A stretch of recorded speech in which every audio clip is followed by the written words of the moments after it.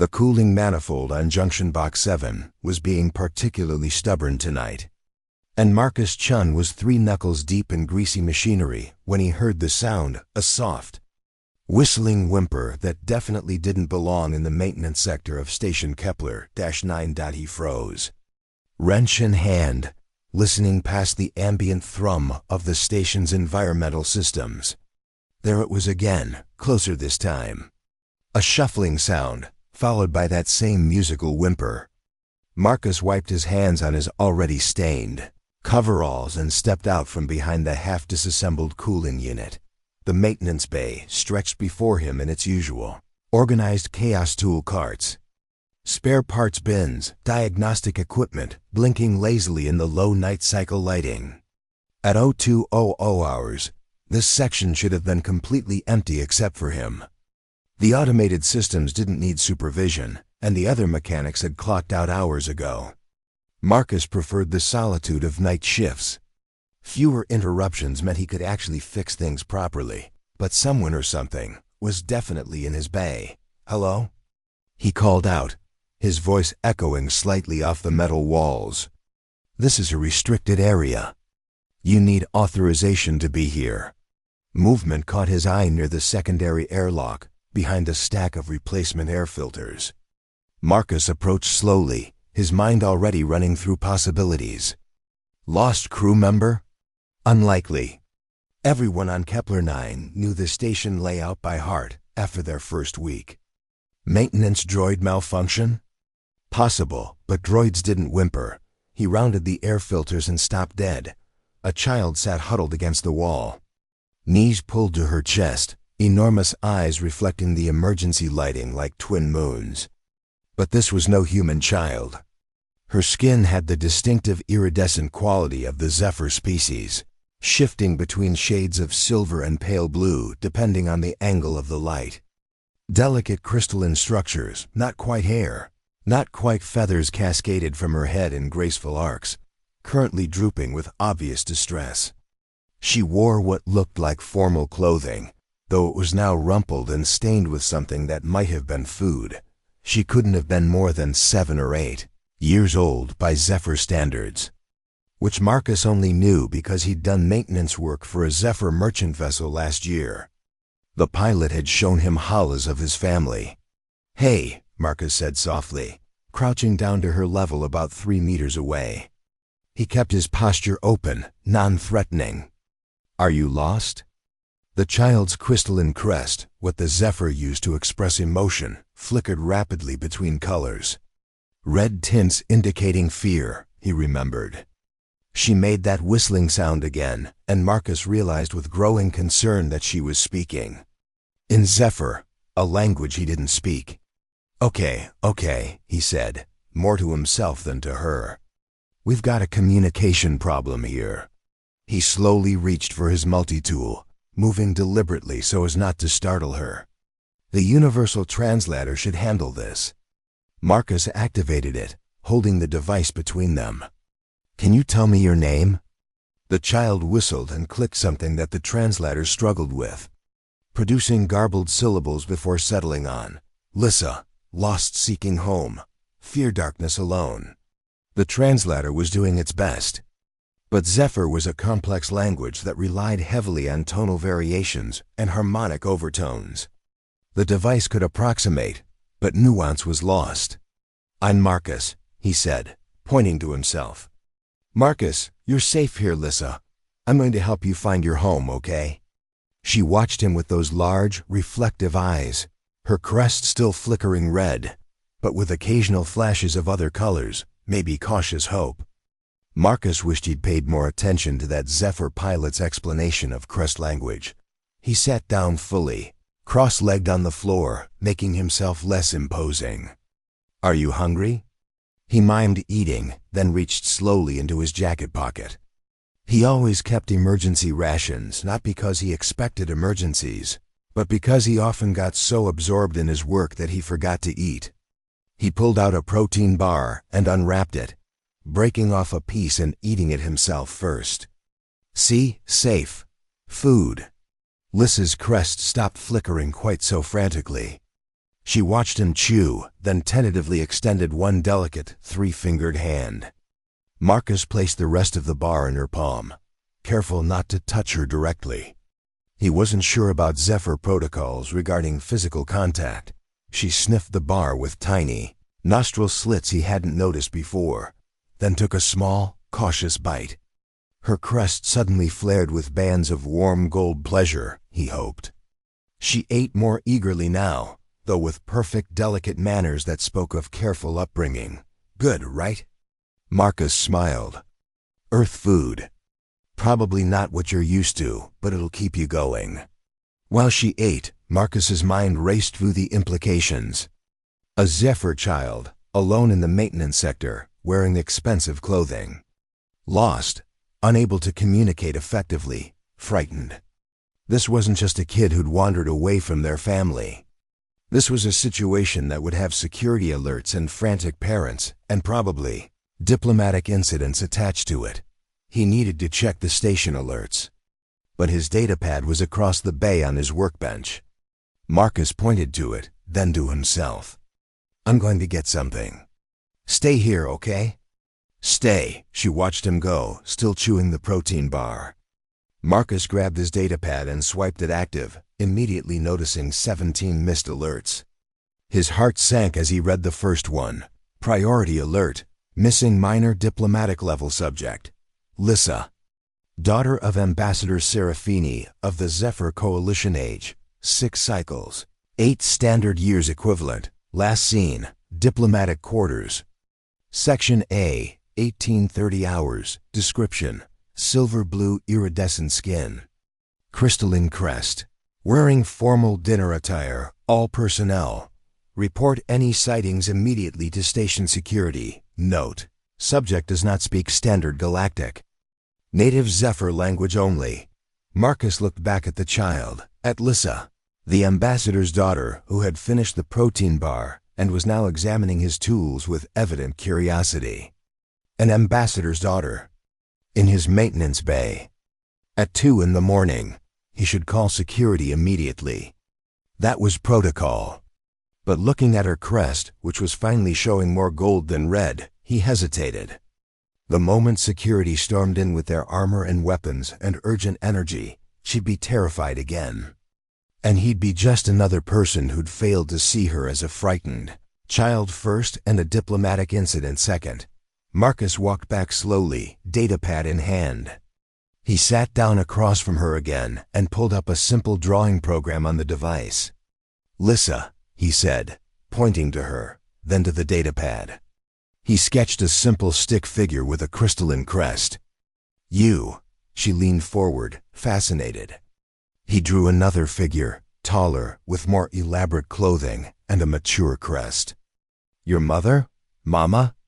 Lissa's crest flashed with multiple colors, recognition, longing, worry. She whistled something that the translator rendered as home mother seeking, path lost, confusion, fear. Yeah. You got lost. Marcus drew a simple map, basic shapes representing sections of the station. He pointed to the diplomatic quarters symbol. Home. Then he drew a path showing multiple turns and corridors, ending at a different section. You walked here? She gestured affirmatively, a full-body nod that seemed to be universal. Then she pointed at different sections on his crude map, indicating the route she'd taken. Marcus realized she'd somehow wandered from the most secure, luxurious part of the station all the way down to the maintenance levels, a journey that should have been impossible for a child. The lifts required access codes. The corridors had security checkpoints, unless someone had accidentally left security doors unlocked during the evening shift change. Marcus winced. That would explain why the alerts hadn't started until hours after she'd disappeared. No one had realized she'd left the diplomatic sector entirely. Okay, Marcus said, thinking quickly. Your mother is looking for you. Security is looking for you. I need to call them. He mimed using a cum device. Tell them you're safe.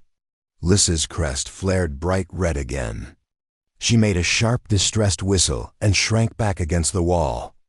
The translator struggled. Loud metal beings. Fear crowds attention. No, no, no. She was afraid of security. Of the attention, the fuss, the armed personnel. Marcus could understand that. From her perspective, she'd been lost and alone for hours, wandering strange corridors in a foreign station where nobody spoke her language. Now she'd found someone who fed her, who sat quietly with her, who didn't loom or shout or overwhelm her. The last thing she wanted was to be the center of a crisis response, but her mother was searching. Ambassador Seraphine, according to the alerts, was personally coordinating with station security, diplomatic staff, and apparently every available personnel member. 4 hours of searching. The woman must be losing her mind with worry. I have to tell them, Marcus said gently. Your mother needs to know you're safe. He reached for his cum, but Lissa moved faster than he expected. She darted forward and grabbed his hand with both of hers, surprisingly warm, with a texture like smooth silk. Her crest blazed with pleading colors as she whistled. Urgently. The translator did its best. Wait, please. Moment calm peace. Soon chaos return. Please, friend Marcus. Friend. She'd called him friend. Marcus felt something tighten in his chest. He had nieces back on Earth, daughters of his sister. He hadn't seen them in 3 years, hadn't been able to afford the journey home. But he remembered what it was like to be trusted by a child, to be the safe person in their world. 10 minutes, he found himself saying. I'll give you 10 minutes of calm before we call them, okay? Her crest shifted to soft gold, and she released his hand. Marcus set his cum aside, not turned off. He wasn't that irresponsible, but not actively calling security just yet. Want to see something cool? He asked, standing and offering his hand. She took it without hesitation this time, letting him lead her to the cooling unit he'd been working on. This is what I do. I fix things. This unit helps keep the air in the station breathable. See these components? He pointed out the various parts, speaking in a gentle, continuous stream. He wasn't sure how much she understood. The translator was hit or miss with technical terms, but she watched with rapt attention as he explained how the heat exchangers worked, how the refrigerant cycled through the system, how everything connected. On impulse, he handed her a simple tool, a torque wrench. Want to try? This bolt here needs tightening. Like this. He demonstrated on a nearby non-critical bolt, then guided her hands to try it herself. Lissa's entire crest lit up with brilliant gold, and traces of excited green as she carefully turned the wrench. When the bolt seated properly, she whistled something joyful that the translator couldn't quite capture, but that made Marcus smile anyway. Natural talent, he said. Maybe you'll be an engineer someday. They worked together for the promised 10 minutes. Marcus showing her basic tools and simple, mechanical principles while she alternated between concentrated focus and delighted discovery. Her crest had settled into a calm pattern of golds and soft greens, occasionally flickering with curiosity when she encountered something new. But the 10 minutes couldn't last forever. Marcus checked the chronometer on his datapad. 0227 hours. Lissa had been missing for more than 6 hours. The search would be reaching desperate levels. Okay, he said quietly, setting down the wrench he'd been holding. Time to call your mother. Lissa's crest dimmed but didn't flash red this time. She looked at him with those enormous eyes and whistled something soft. The translator offered, gratitude, friend Marcus. Memory, kindness, keeping. You're welcome, kid. Marcus activated his cum. This is Mechanic Chun, ID number 7732. Calling station security. I have found the missing child. She's safe and unharmed. I'm in Maintenance Bay 7, subsection D. The response was immediate and cacophonous. Multiple voices demanding confirmation, asking questions, issuing instructions. Marcus answered calmly while Lissa pressed close to his side, her small hand finding his again. Yes, she's here with me. No, she's not injured. Yes, I'll stay exactly where I am. No, don't send an armed team, you'll terrify her. Send her mother and maybe 2 security personnel, maximum.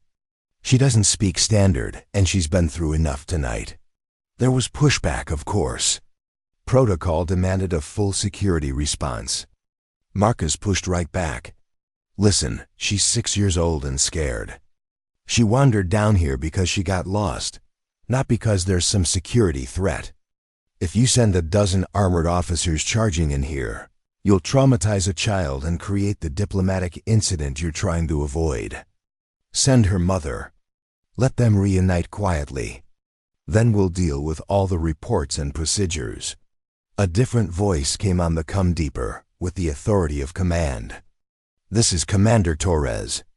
We'll do it your way, Chun, but you stay exactly where you are. Ambassador Serafini is en route. 8 of 4 minutes. Understood. Marcus closed the comm and looked down at Lissa. Your mother's coming. She's going to be so happy to see you. 4 minutes felt simultaneously too long and too short. Marcus used the time to tidy his work area slightly, not that it would make much difference, but it gave him something to do. Lissa stayed close, occasionally examining a tool or component, but always circling back to his side. When the bay doors opened, Marcus heard them before he saw them, rapid footsteps, the swish of formal robes. A familiar whistling call that Lissa responded to immediately. Ambassador. Seraphine swept into the bay with a grace that defied her evident desperation. She was tall for a Zephyr, nearly Marcus's height, with an elaborate crest that currently blazed with every color simultaneously: relief, joy, residual fear, overwhelming emotion. Her formal ambassador's robes were askew, and there were visible stress marks on her skin where the iridescence had temporarily faded. Lissa! The name came out as a melodic cry that needed no translation. The child broke from Marcus's side and ran to her mother, who dropped to her knees and enfolded her daughter in an embrace that transcended language and species. They whistled and sang to each other in rapid zephyr, their crests synchronizing colors, a parent-child bonding display that Marcus had read about but never witnessed. 2 security officers stood near the entrance, helmets off, weapons holstered, watching the reunion with expressions that suggested they were parents themselves. Commander Torres, a stern woman with gray-streaked hair, approached Marcus quietly. Mechanic Chen, walk me through what happened. Marcus gave a concise report while keeping half his attention on the ambassador and her daughter. When he finished, Torres nodded slowly. You made the right calls. All of them. Especially not letting her stay alone in the corridors. She glanced at the reunion still happening. The ambassador will want to speak with you, I figured. Ambassador Serafini was standing now, holding Lissa's hand, her crest settling into calmer colors. She spoke to her daughter for another moment, then approached Marcus. Her large eyes studied him with an intensity that made him acutely aware of his stained coveralls and the grease still under his fingernails. Marcus Chen, she said in perfect standard galactic, her accent musical but clear. My daughter tells me you fed her, showed her kindness, and taught her about cooling systems. Yes, Ambassador. She was frightened and hungry. I did what anyone would do. No. Seraphine's crest flickered with a color he couldn't interpret. You did what you would do. Many others would have immediately contacted security, followed protocol, treated her as a diplomatic incident rather than a frightened child. She gestured to Lissa, who was watching them both. She says you called her friend. She called me friend first, Marcus admitted. Through the translator. It seemed important to her. It is important. Zephyr children are cautious with trust. For her to call you friend after such brief acquaintance. Seraphine paused, her crest shifting through contemplative colors. That speaks to your character more clearly than any security clearance or diplomatic credential. Marcus didn't know what to say to that. He settled for, I'm just glad she's safe. As am I more than you can know. Seraphine looked at her daughter, then back at him. I will be filing a formal commendation with station administration. But beyond that, I find myself in your debt, Mechanic Chun. Not as an ambassador, but as a mother. There's no debt, Marcus said quickly. Really, I was happy to help. Lissa tugged on her mother's robe, whistling something insistent. Seraphine listened, her crest flickering with what might have been surprise, then amusement. My daughter wishes to know if she may visit you again. To learn more about fixing things, as she puts it. Marcus blinked. That's probably not. I mean, I'm just a mechanic. You're an ambassador. There must be protocols about— There are many protocols, Seraphine interrupted gently. And I follow them when they serve the greater good. But sometimes— She looked at her daughter, whose crest was bright with hopeful golds. Sometimes the most important protocol is recognizing genuine kindness when we encounter it. She placed a hand over her heart in what Marcus recognized as a zephyr gesture of sincerity. I would like to speak with you further about this, if you're willing. Tomorrow, perhaps, when circumstances are less dramatic and my daughter is rested. I'm willing, Marcus heard himself say. Whatever you need. What I need, Seraphine said softly, is to understand how a maintenance worker saw my daughter more clearly in 4 hours than an entire security apparatus did in 6. But that conversation can wait. She gathered Lissa close again. Thank you, Marcus Chen, for everything. They left then, Lissa waving at him until the bay doors closed. Commander Torres remained behind, datapad in hand, ready to take his formal statement. But as Marcus recounted the evening's events in official, procedural language, his mind was elsewhere, replaying the moment when a lost child had called him friend, wondering what tomorrow's conversation with an ambassador might bring, and already thinking about which tools would be safest to show a curious 6-year-old if she ever did come back. The cooling manifold still needed fixing. But somehow, that seemed less important than it had 4 hours ago. Marcus had expected the summons to come through official channels, a formal come from the ambassador's office, perhaps with diplomatic letterhead and scheduling protocols.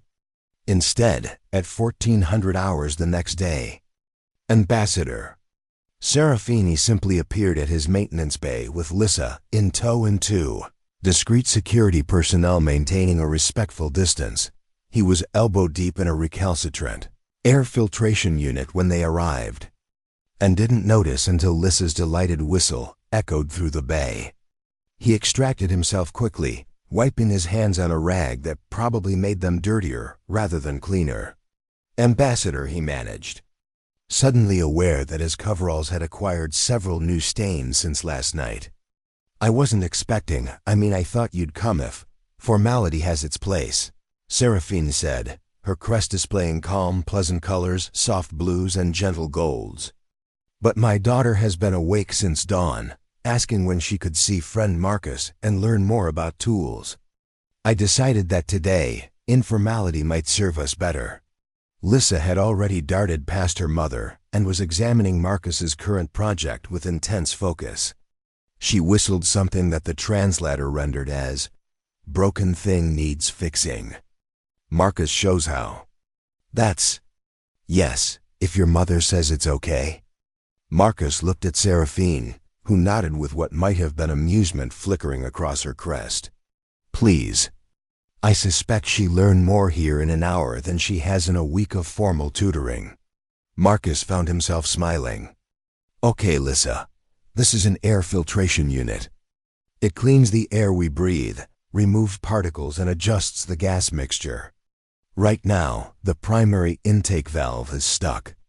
Want to help me figure out why? For the next 20 minutes, Marcus walked Lissa through basic diagnostic procedures, while Seraphine watched from a respectful distance. The child was remarkably quick, understanding mechanical principles with an intuition that surprised him. When she successfully identified that the valve was stuck due to a crystallized lubricant buildup, her entire crest blazed with triumphant gold. Excellent, Marcus said. Now, how do we fix it? Lissa considered, then carefully whistled. Clean away old. Add dash new dash smooth dash liquid? Exactly right. You're a natural engineer, kid. While Lissa carefully cleaned the valve under his supervision, using tools he'd selected specifically for their safety, Serafini approached. May I speak with you while she works? She's quite focused when engaged with a task. Of course. Marcus led her to his small office alcove, really just a desk and 2 chairs squeezed into a corner. Can I offer you anything? I have water, terrible coffee, and... He checked his storage compartment. 1 remaining protein bar. Water would be lovely. Seraphine settled into the chair with practiced grace. Her formal robes somehow looking elegant, even in the industrial setting. Marcus poured water into his cleanest mug, which wasn't saying much, and handed it to her before taking his own seat. I meant what I said last night, Seraphine began, her large eyes studying him seriously. You saw my daughter as a child first, everything else second. Do you have children of your own? No, I have nieces on Earth. I miss them. Marcus found himself being more honest than he'd intended. I haven't been able to afford the journey home in 3 years. Working out here pays better than Earthside jobs, but the distance is significant. Distance has its costs. Seraphine's crest flickered with what might have been understanding. I haven't seen my home world in 2 years. My position here is important, but Lissa grows up far from her people, her culture, her extended family. She adapts well, children do, but sometimes I wonder if I'm giving her opportunities or taking them away. She seems happy, Marcus offered. Curious, bright, well-adjusted. She escaped 6 levels of security and wandered station corridors for hours alone. Seraphine's voice was gentle, but carried an edge of self-reproach. What does that say about how well-adjusted she truly is? Marcus considered his words carefully. Kids explore. It's what they do. My oldest niece once climbed out her bedroom window at age 7 because she wanted to see if she could reach the neighbor's tree. Scared everyone half to death, but she wasn't running away, she was just being curious. And was she lost for 6 hours with no way to communicate where she'd gone? No, Marcus admitted. But your situation is different. You're raising her in an environment where she's the only Zephyr child, where she doesn't speak the common language, where she stands out. That takes a kind of courage most kids don't need. Serafini was quiet for a moment, watching her daughter work. Lissa had successfully cleaned the valve and was now carefully applying fresh lubricant, her small face scrunched in concentration. When I accepted this position, they told me it would be challenging. They meant the political negotiations, the treaty work, the delicate balance of representing my people while building alliances. No one mentioned that the hardest part would be watching my daughter navigate a world that wasn't built for her. For what it's worth, Marcus said quietly, she's doing an amazing job. Last night, scared and lost, she still had the courage to knock on a stranger's door and ask for help. That's not a failing, that's strength. She told me you made her feel safe, that you treated her like a person, not a problem. Seraphine's crest shifted through contemplative colors. Do you know how rare that is?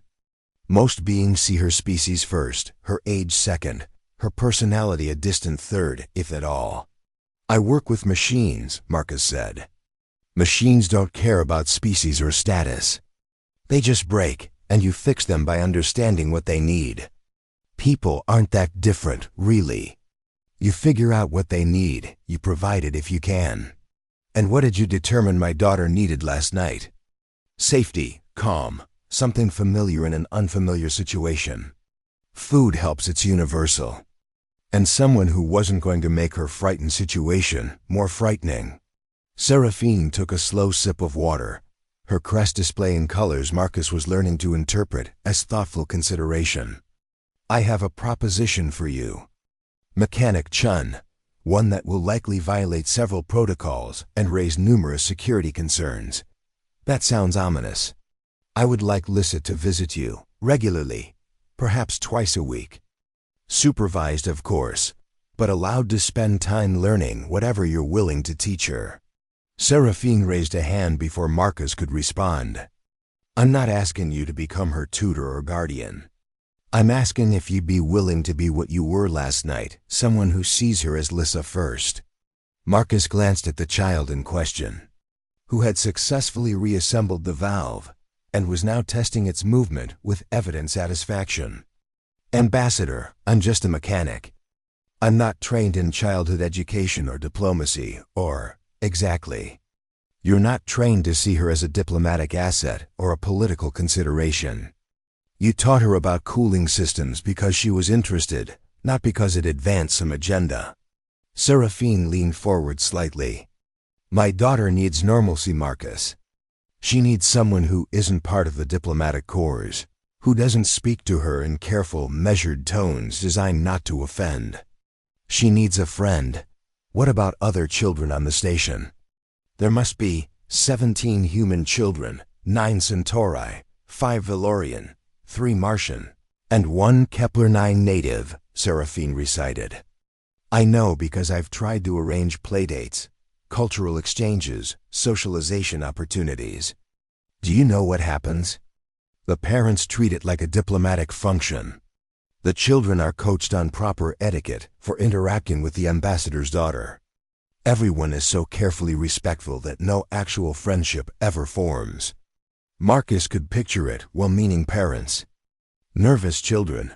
Everyone trying so hard to be appropriate that spontaneity died before it could begin.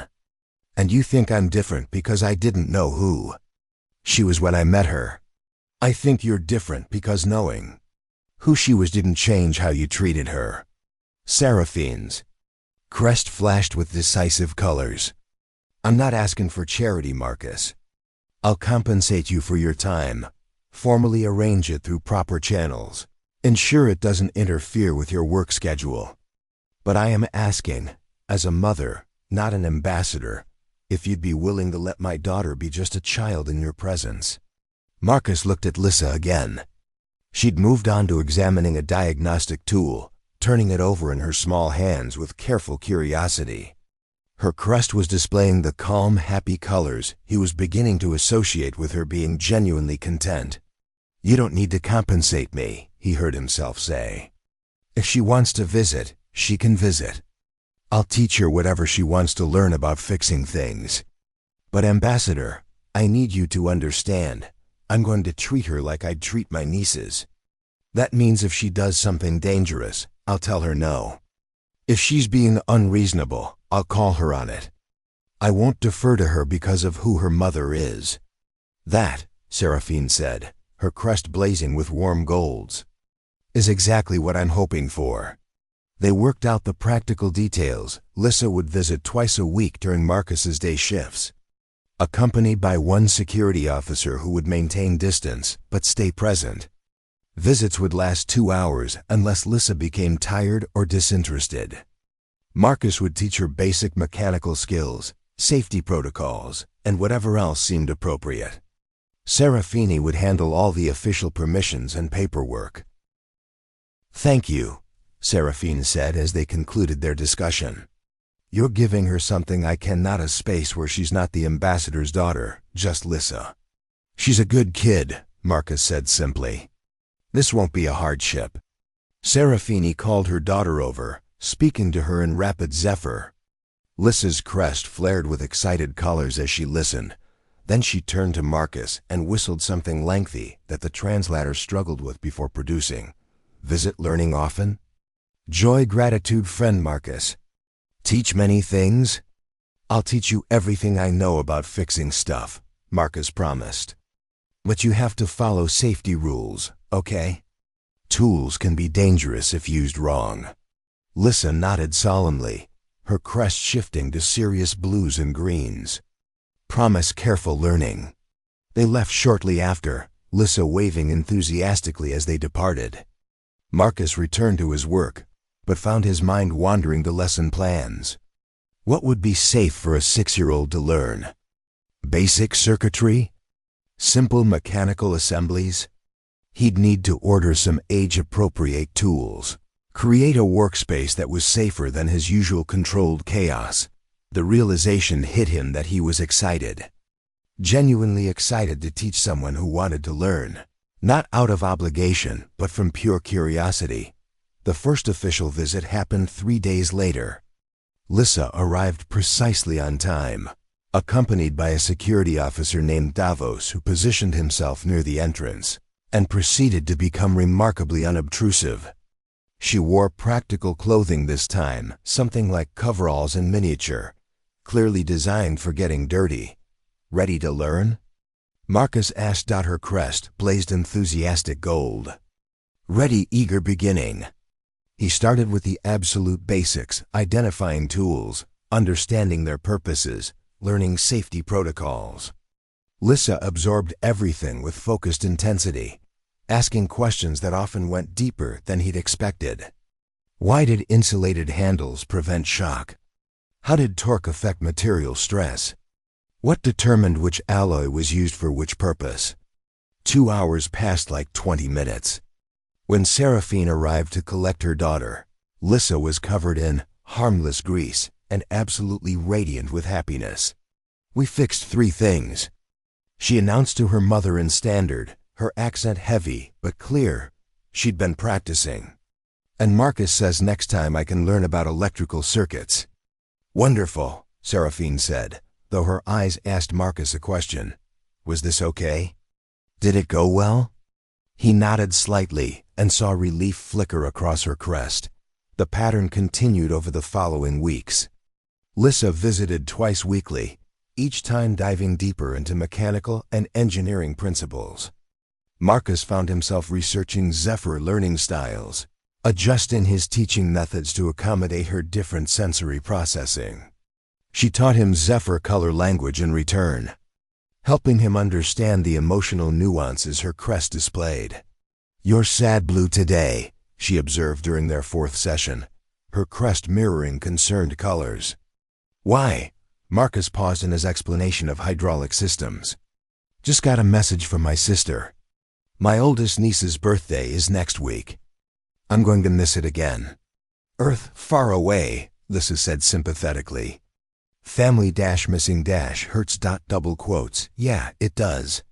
She was quiet for a moment, then carefully took his hand, the gesture of comfort she'd learned from him that first night.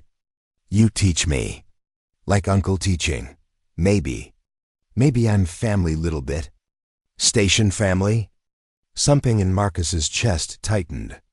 "Yeah, kid, station family. That's exactly right." Her crest blazed with happy golds. And they returned to hydraulic systems. By the 8th week, Lissa's visits had become the highlight of Marcus's routine.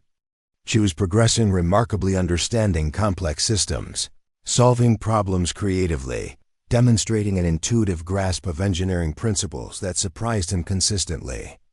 But more than that, she was just good company. She chatted about her day, complained about boring diplomatic dinners, told him about her favorite stories from Zephyr mythology, and treated him like family. Seraphine had started arriving a few minutes early to collect her daughter, using the time to chat with Marcus about Lissa's progress and increasingly about other things.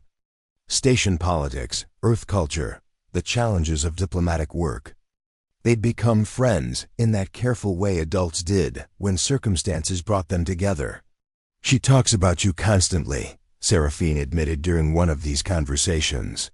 "Friend Marcus this, friend Marcus that. I believe you've become her favorite person on the station, myself excluded. Perhaps not even excluded. She's a great kid. Teaching her isn't work, it's honestly fun. She asks questions I never thought of, sees solutions from angles I'd never consider. Partially because she's smart, partially because her brain literally works differently than mine." "Has she told you about her project?" Seraphine's crest flickered with amused colors. "What project?" "You'll see." The next visit, Lissa arrived carrying the carefully wrapped bundle. She set it on Marcus's workbench with ceremonial seriousness. Her crest cycling through colors he'd learned meant excited anticipation mixed with nervousness. "Made something. For you. Friend gift. Marcus unwrapped it carefully, revealing a small mechanical device about the size of his palm. It was elegantly constructed, obviously built with great care from various small components. As he examined it more closely, he realized it was a music box, but one that operated on principles he'd taught her. A simple clockwork mechanism, gears and springs working together to create motion. "Lissa, did you build this?" "Mama helped small amount, mostly me working, learning from Marcus' teaching." Her crest was bright gold now, but flickering with nervous colors. "Good making? Like it?" He activated the mechanism. A crystalline chime emerged, not quite like any earth music, but hauntingly beautiful, something between a music box and wind chimes, playing a simple melody that he recognized after a moment as a zephyr lullaby she'd been humming during their last session. "Lissa, this is incredible. This is engineer-level work." "You're 6. 8 by standard counting," she corrected, but her crest blazed with pleased colors. "Made for missing family. Play music, remember station family present even when far." Marcus found he needed a moment to compose himself. When he looked up, Lissa was watching him with those large, reflective eyes, and Seraphine had appeared in the doorway, her own crest displaying proud, warm colors. "Thank you," Marcus managed. This is one of the best gifts I've ever received." Lissa beamed, then immediately started pointing out the technical features she'd incorporated, explaining her design choices and the problems she'd solved. Marcus listened, occasionally offering praise or suggesting refinements, while inside his chest, something settled into place that had been restless for 3 years. He'd left Earth to make enough money to eventually return home, to provide for his family from a distance while saving enough for visits he could never quite afford. He'd been lonely without quite acknowledging it, filling his days with work and his nights with the mechanical problems that always had clear solutions. Watching a small alien child excitedly explain gear ratios while her mother smiled from the doorway, Marcus realized he'd found something he hadn't known he was looking for. Not a replacement for his Earth family, nothing could replace them, but an expansion of what family meant. Station family, as Lissa put it. People who saw each other clearly, who chose connection over convenience, who built bridges across differences because the alternative was isolation. "You know," he said as Lissa wound down her technical explanation, "I have an idea for our next project. Have you ever heard of communication devices?" Her crest flickered curious colors. "Many types existing?" "True, but I'm thinking about a specific kind. Long-range, personal, outside official channels. The kind where a kid on a station might talk to her. Uncle's nieces on Earth, maybe. If the uncle set up the encryption and made sure everyone's parents approved." Lissa's crest exploded with excited golds and greens. "Build together? Talk to Earth family? Build together. Learn about communications technology. Help me stay in touch with home. Maybe make some new friends across a few light years." Seraphine laughed, a musical sound that was almost like her daughter's whistles. "Are you sure you want to enable my daughter to have even more unsupervised communication channels?" "Supervised," Marcus corrected. "I'll monitor everything, make sure it's safe and parent-approved. But yeah, I think kids building bridges between worlds is exactly what the universe needs more of." "In that case," Seraphine said, her crest displaying warm, grateful colors, "I fully approve. Though I insist on helping with the engineering. I didn't spend 3 years in diplomatic communications training without learning a few things about secure transmissions. Family project, then." Marcus looked at Lissa, then at Seraphine. "Station family working together?" "Station family," they agreed in unison. Lissa's whistle and Seraphine's standard blending into harmony. And in that moment, in a cluttered maintenance bay on a distant station, surrounded by tools and half-finished projects and the music box playing its crystalline lullaby, Marcus understood that family was something you built sometimes, with people who looked nothing like you. Sometimes across impossible distances, sometimes by accident when a lost child knocked on the wrong door. Or perhaps, he thought, watching Lissa already sketching out communication device designs while her mother offered technical suggestions, it had been exactly the right door all along.